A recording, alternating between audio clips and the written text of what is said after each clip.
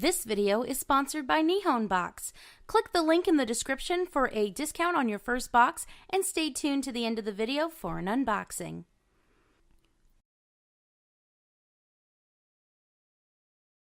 Wow, I asked you guys if you wanted me to talk about Hope Arc, and almost the entire comment section was nothing but, yes, please talk about Hope Arc. So first off, thank you so much for the amazing response. But now I have to talk about Hope Arc. This is gonna be fun!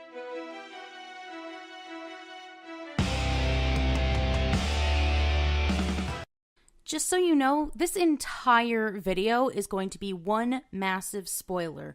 I'm going to cover everything from the DanganRonpa series, anime, and video games. You have been warned. Before we talk about Hope Arc, there's something I need to address. My opinion on a certain character. And judging by the comments on the last video, I'm going to be in the minority on this one, but here it goes. How do I feel about Ryota Meteor? He's the worst. Like, literally the worst character in the series.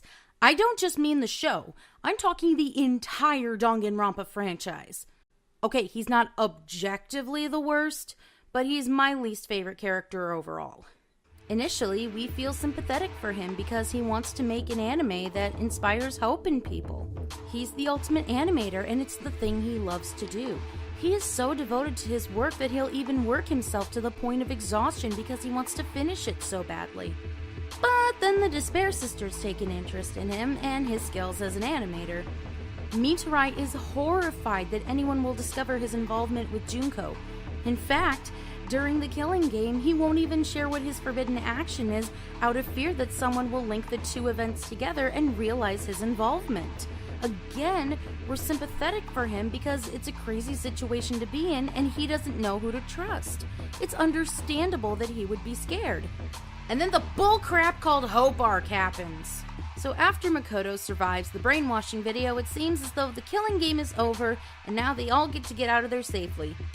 Well, no. Meteor decides that as long as there's despair in the world, things will never truly get better. So what is the best way to combat the despair brought about by a brainwashing video? Why use another brainwashing video to eradicate despair? Obs! Okay, I'm trying to see where Meteor is coming from here, but does anyone else see how backwards this is? Literally, how is any of this different from what Junko did? Rhetorical question! It's not! He's doing the exact same thing, but in the name of hope. Not even in the name of hope. In what he deems to be hope. He's working with a rather twisted logic by doing this not really to save anyone, but more to ease his own guilt for what happened at Hope's Peak. I get that he wants to try and make things right, but this is beyond the wrong way to go about doing it.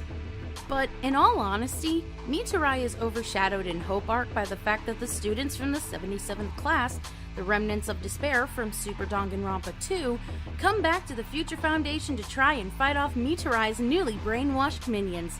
While I can't deny how excited I am to see them in action, including my favorite little D-bag, this really lessens some of the drama that happens in the second game for me. To clarify, these guys were placed in something called the New World Program, or Neo World Program to those who played the games, as a means to try and rehabilitate them to how they were before Junko's brainwashing. However, the program was corrupt thanks to Kamakura and a virus that he gave it. As a result, Monokuma showed up and started the killing game all over again. By the end of the game, the survivors were left with a choice to decide if they were going to continue to walk towards hope and try to find a way to revive their friends, or if they would fall back to despair. There are some subtle hints dropped throughout Future Arc as to what their fates could have been, but Hope Arc reveals that they're all alive and all rehabilitated. As much as I want to be excited for it, it just seems like a bit of a cop-out. It felt like nothing was truly at risk with this group because it was all just a program and everything is a-okay now. No lasting repercussions of the brainwashing video, or the fact that Hajime literally gave up his own mind and personality for the sake of hope science. Okay, I can suspend my disbelief and say the rehabilitation worked, and they came to the Future Foundation to help their former classmate.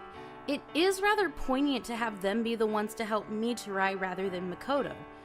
They've been through despair. They're both sides of the coin.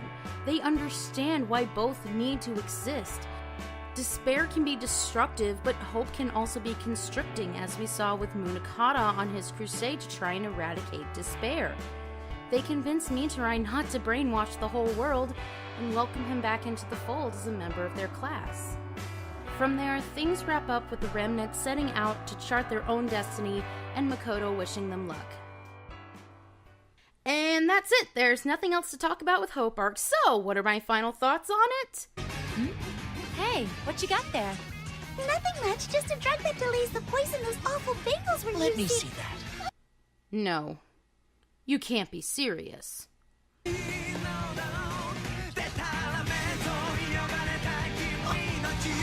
Oh God, please no. Don't do this to me, Dangan. Excuse me, Mr. Principal. They're waiting for you. It. If they gave up, so do I!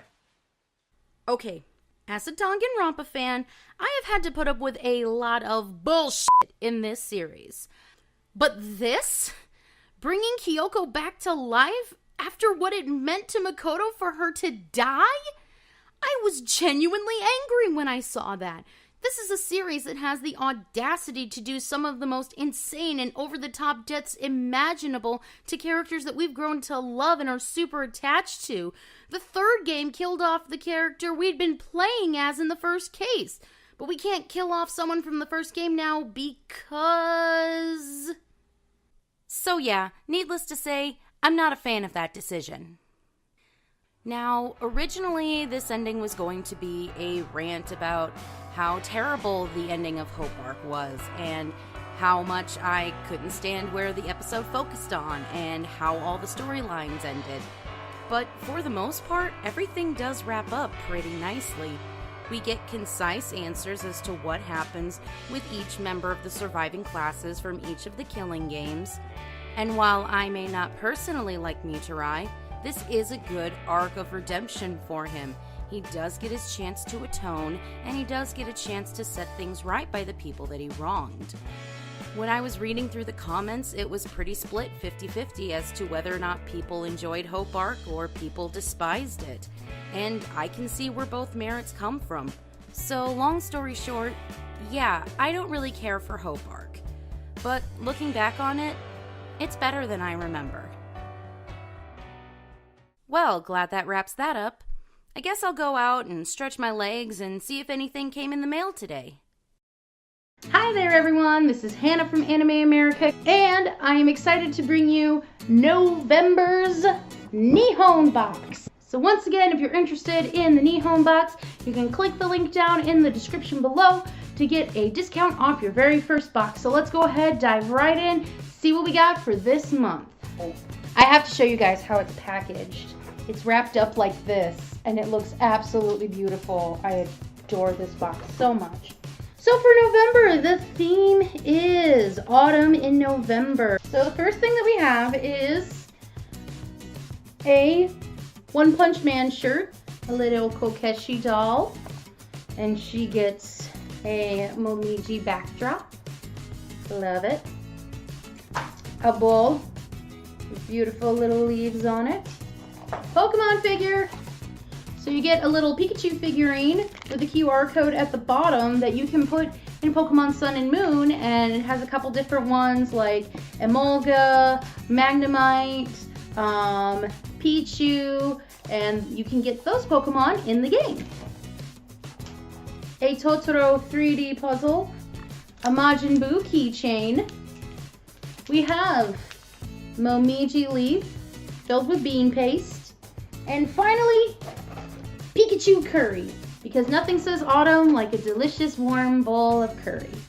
So thanks again for watching, guys. Remember, click the link down below to get a percentage off your very first Nihon box, and stay tuned to Anime America.